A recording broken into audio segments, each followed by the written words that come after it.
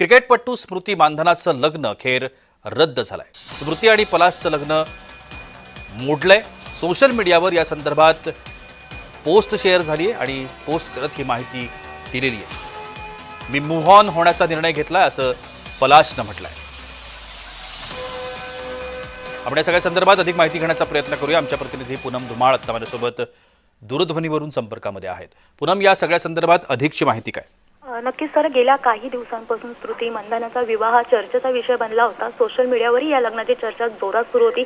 अगदी हळदी मेहंदी फंक्शन मोठ्या प्रमाणात साजरं करण्यात आलं होतं। मात्र लग्नाच्याच दिवशी स्मृतीचे वडील श्रीनिवास आजारी पडले आणि त्यानंतर रुग्णात त्यांना दाखल करावे लागले।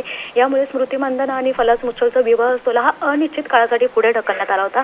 दरम्यान याच दरम्यान फलास मुच्छलचे काही चॅट्सही व्हायरल झाले होते। या सर्व प्रकरणामुळे हे लग्न आता होणार की नाही याबाबत शंका वर्तवली जात होती। मात्र आताच स्मृती मंदानानी एक तिच्या इंस्टाग्राम अकाउंटवरून एक पोस्ट शेअर केलेली आहे।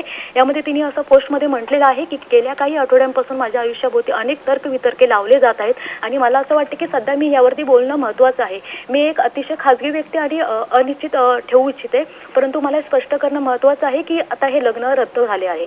जी, धन्यवाद पूनम, आपण दिलेल्या विस्तृत माहिती करता।